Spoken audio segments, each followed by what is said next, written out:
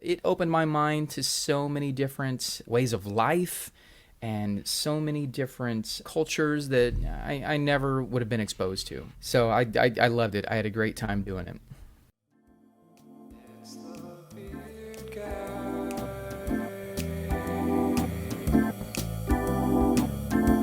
Hey everyone, welcome to another episode of I Know This Guy, the podcast where we dive deep into the lives of some of the most interesting people I know.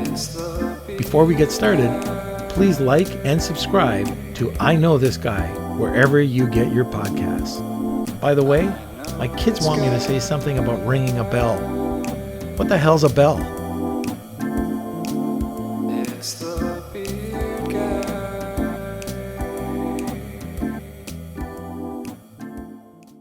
All right, who do we have on the podcast? Okay, so it's a small world. So Michael Peterson referred us to Travis Cloer. And we're just doing some research, and we found out that Frankie Marino produced his last album, and Frankie was just on the podcast. So what a coincidence. Yeah, huh? That's right. We had no idea. So anyways, all three of these guys are incredible composers, musicians. And with Travis, like you said, he's a world-class Broadway star. He was the lead for 10 years with Jersey Boys. Yeah, it's incredible, right? How many cool is thousands that? of shows? How many thousands of shows? So he's got some really cool things to talk about. All right, well, let's dive in.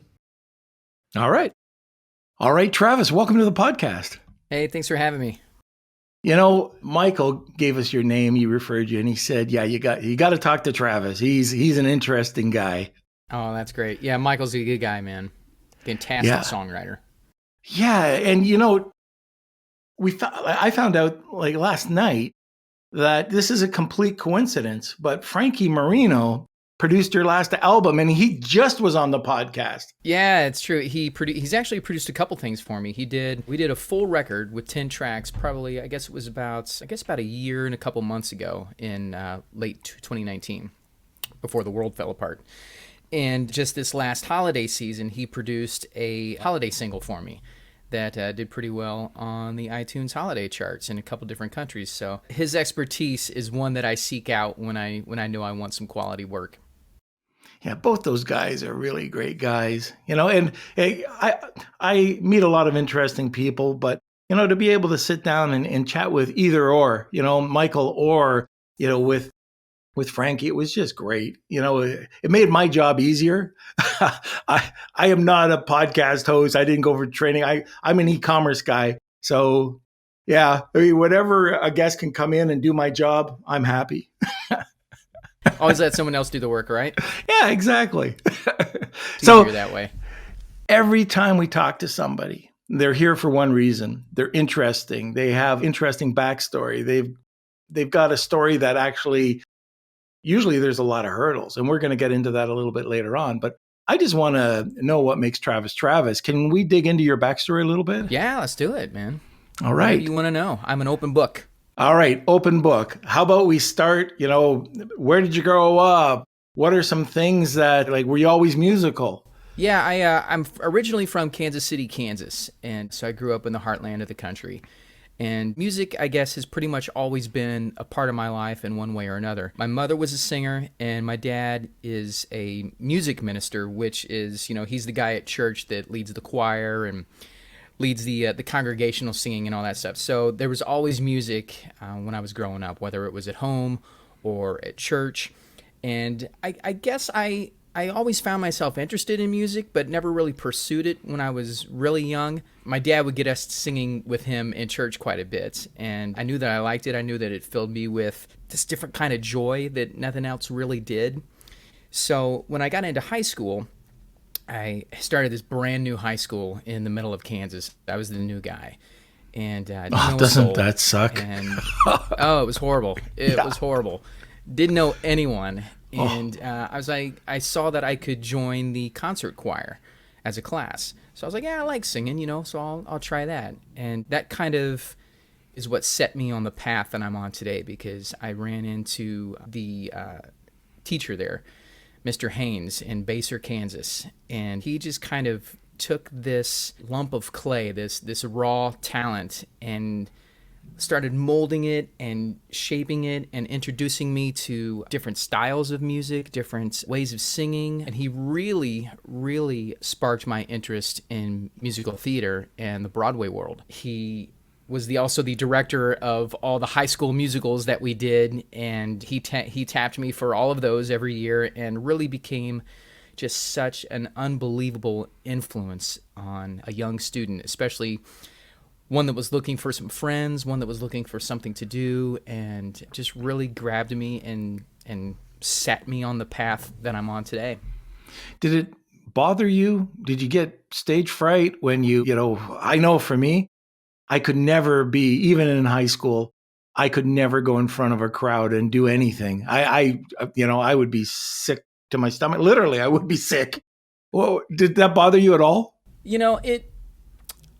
I don't want to say no, but it wasn't, I guess, really to that extreme. There's always an element of stage fright, I guess, but I've learned to turn that into excitement, and use that energy and try to harness it in a positive way instead of letting it get the best of me.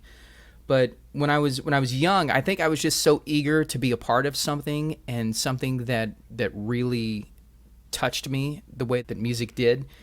So to be a part of that and to step on stage and to be able to share that with people just really gave me this spark that nothing else did. I'm always envious talking to, Michael or Frankie or yourself. I love music. I absolutely love all genres of music. I really you go across the board. I love that music. I probably got something in my collection. Yeah, that's how I am too, man. Really? I just have a really eclectic taste of music. Anything from classical to rap to 80s techno, you name it. I can find something in every genre that I like. That's me too. And every time I do that, like when all of a sudden somebody sends me over some music that is different, and it just feels like a door's just opened up, and you got to dive in. Like I said, I think it was Michael. I said, I started listening to this shanty music because I was watching a show on Netflix called Fisherman's Friend. Never even heard of shanty music. Now I've got like 20 albums, listening to the shanty music. Shanty? I've never heard of shanty. What is shanty music? Oh, it's like sea songs, like when you're out, working the boats. The other thing, you're going to find this funny, I think. I knew my music days were done when my kindergarten teacher kicked me out of kindergarten choir. Wasn't cut out for choir. That's learning a lesson young, man. At least you did learn it young, Get it out of the way. Get it out of the way. Move on to other things. But that's a true story. We had these I think it was kindergarten to grade 3 or something. And I got kicked out because I couldn't carry a note. And I think that's even today, right, Hayden? Can confirm. Yes. So, all right. So you've been taken under the wing of a teacher, and he's helping you out and getting you involved with some of the high school drama classes. And what goes on after that? After that, I went to college at Kansas State University and majored in music and theater. And again, he had a large part of helping me figure out what I wanted to study and where I wanted to study it. And the theater department and the music department at Kansas State were top-notch and really, really helped even hone me even more to get me ready for the real world of show business, and to introduce me to more deep dramatics than what I was doing in high school. And I also studied music there with a couple of great voice teachers that just really, again, helped me find my voice and helped me figure out the kind of singer and the kind of performer that I needed to be, instead of trying to shape me to what their curriculum asked them to do, you know what I mean? They really listened to what I was interested in, what I wanted to do with my career, what kind of music I was more geared towards, and just really helped me get on that path too. We studied, some of the classical stuff, some Italian art songs and all those things that are a good basis for any musician. But yeah, those years at Kansas State really have helped, really defined me as, I think, the performer and the actor and the entertainer that I've turned out to be. Was there any part of that throughout those years that you just absolutely hated? Training or, just something that's happened?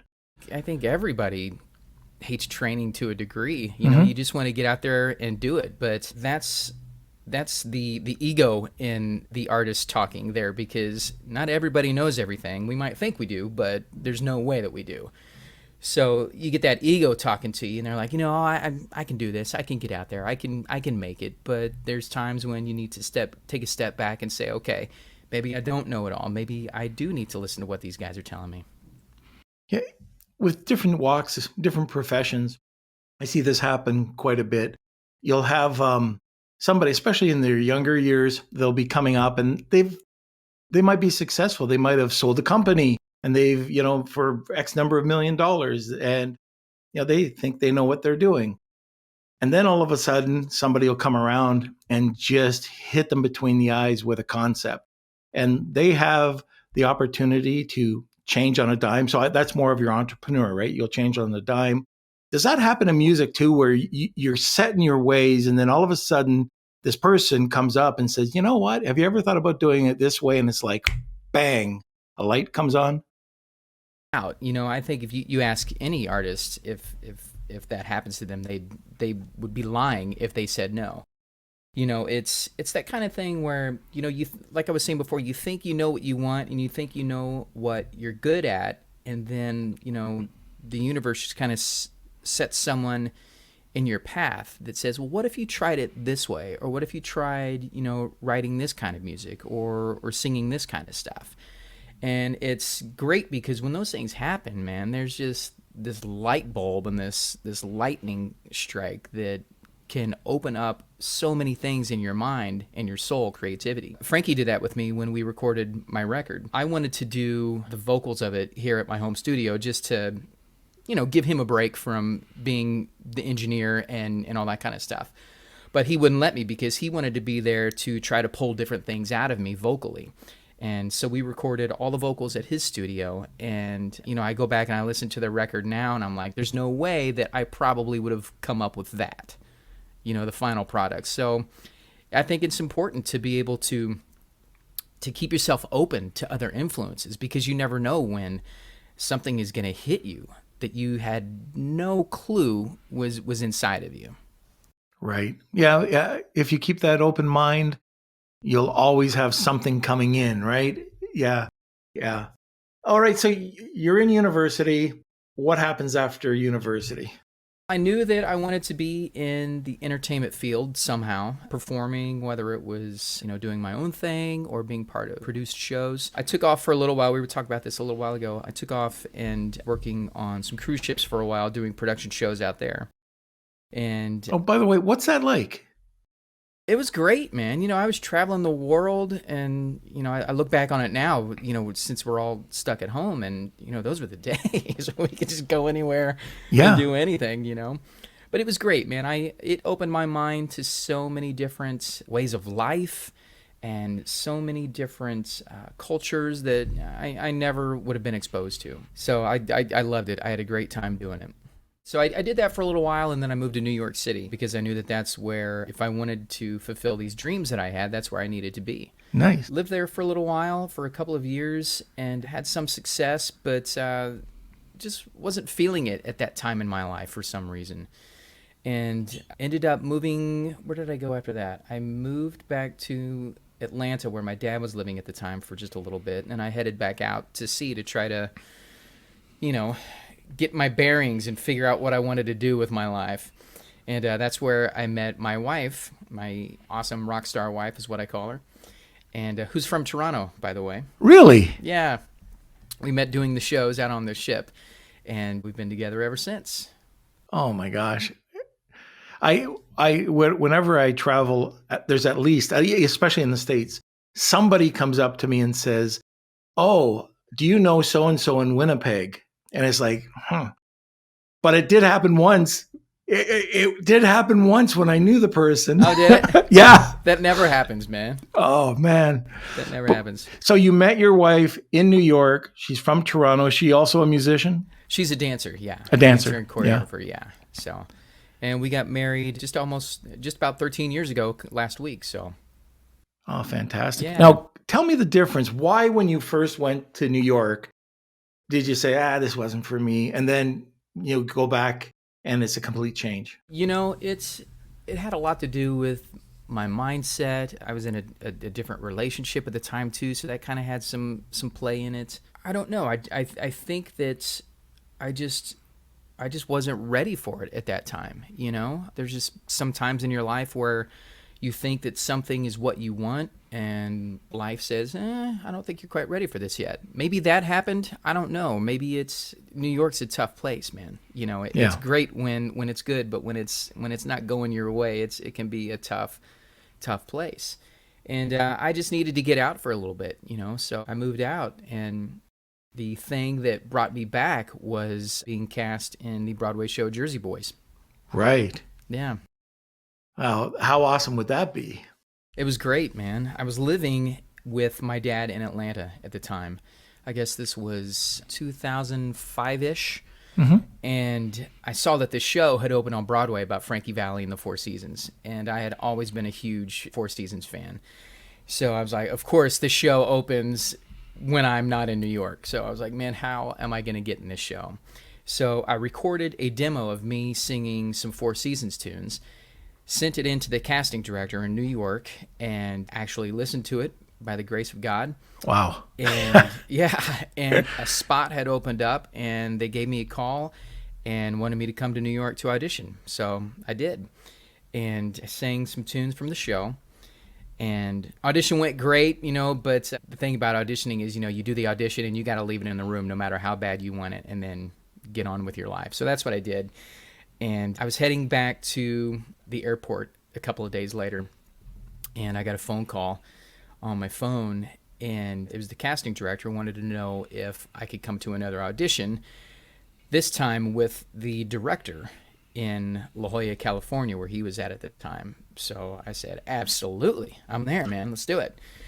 So I ended up flying to La Jolla, California about a week later, and it was down between me and one other guy and the director in the room. That was it. So I got in there, man, and I sang my heart out, and I read the sides that they gave me and did my best, and again did my best to leave it in the room. I know I sure wanted it. I didn't want it to consume me, but which it did anyway. And then, I don't know, maybe a week later, I got that phone call from the casting director in New York offering me a role in the Broadway show Jersey Boys. And about 2 months later, I made my Broadway debut. Now, were you stage fright? Did you have any? Oh my God, yes, man. It took it to a whole other level at that point. I mean, I went from thinking I was ready to conquer the world to walking into, I remember my first day walking into the theater. The cast at that time was all the original cast. They had just had one person leave and they needed to fill that spot. So I had been listening to these guys on the cast album and seeing them perform on award shows and talk shows. And so walking in and meeting them and being able to perform with them was kind of like, meeting rock stars and celebrities. And I was just kind of awestruck. And I didn't want to do anything that was going to screw them up at all. Yeah. So I rehearsed my butt off and did all the preparation that I needed to do. But that first time walking on stage and making my Broadway debut, I really don't remember it, but I remember that I did the show. I don't remember anything about the show, how I did or anything like that. But yeah, you talk about stage fright and, butterflies just going just to the extreme. That was what it was like. The first audience I ever had that I had to talk anything, again, going back to e-commerce. So it was 1,500 people. Never talked to anybody other than in a conference room so just prior to doing this, I broke my tooth. So I had to go to the dentist, get it filled. Then I had an asthma attack. Trying to get up on stage, I did this thing, but at the end of it, like just like I did it, but I was shaking like a leaf. Like I'd really like to see the video, and sweating, and I just felt sick.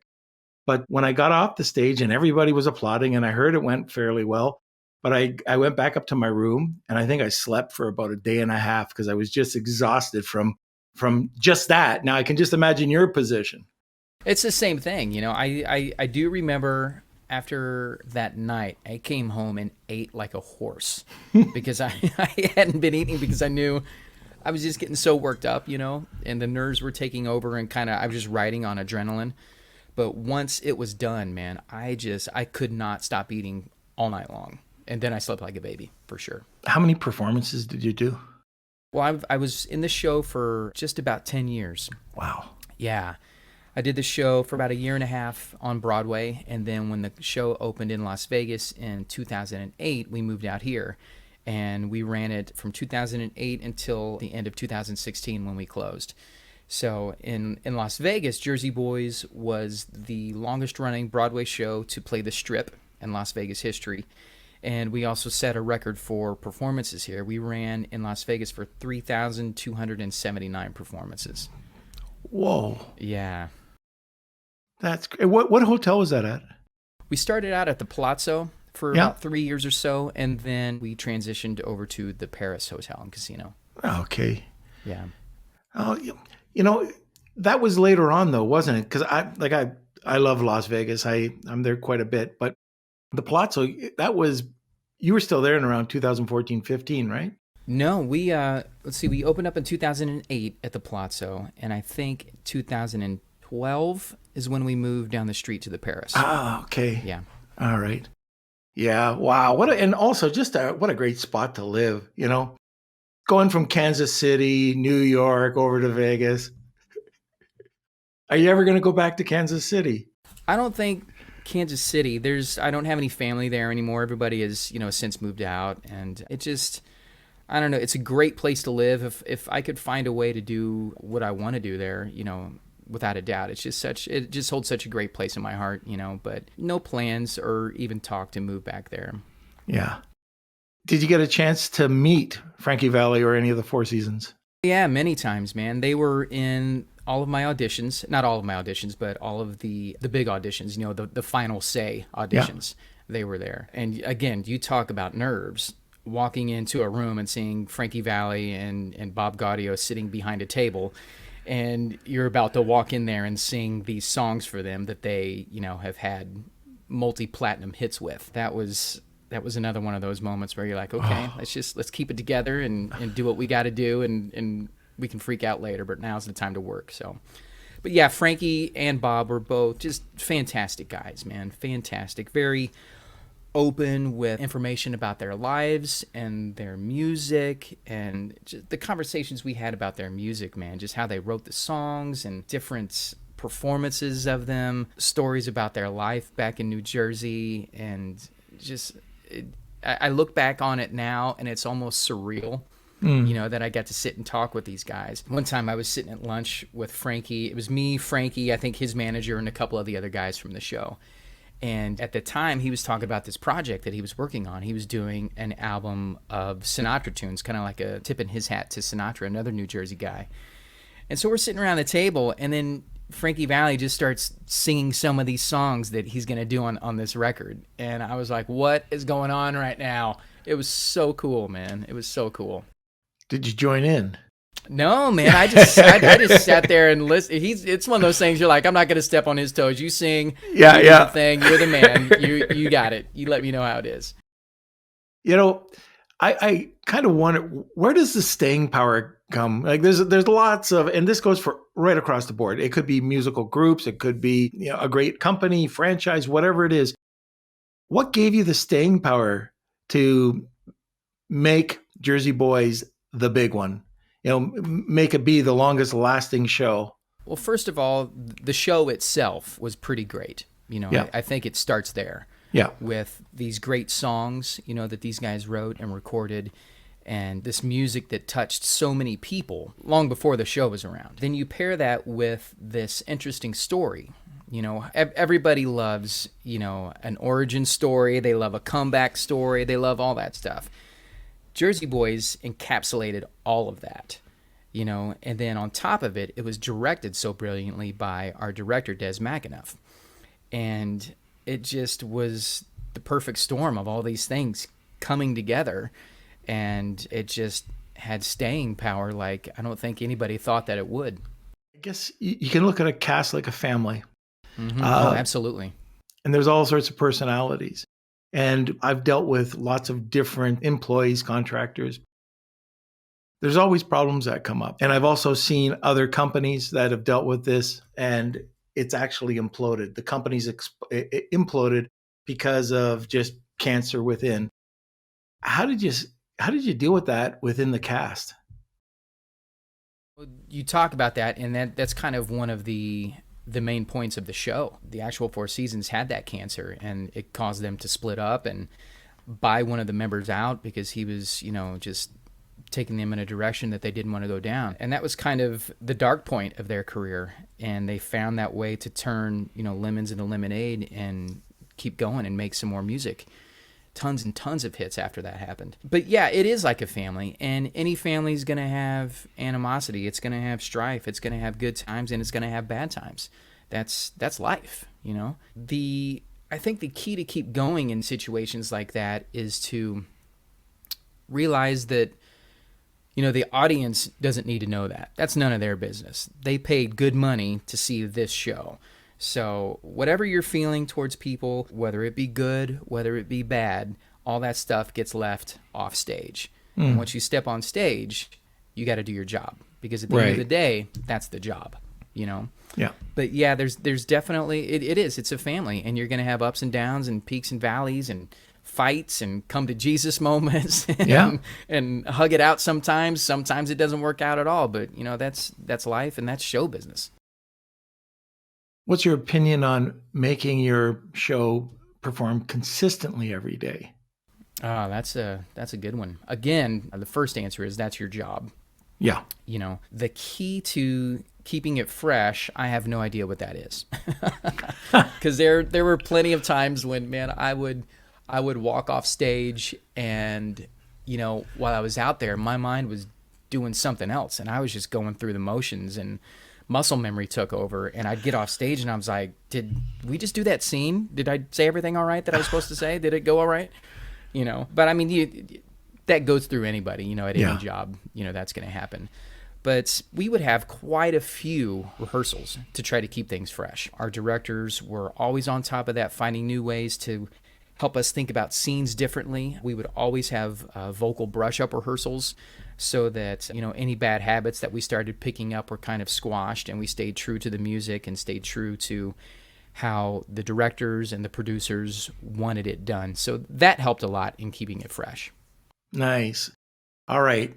Is there anything that the general public might not know? Was there something very interesting? It could be anything, funny, sad, anything that's happened that has not come out behind the scenes.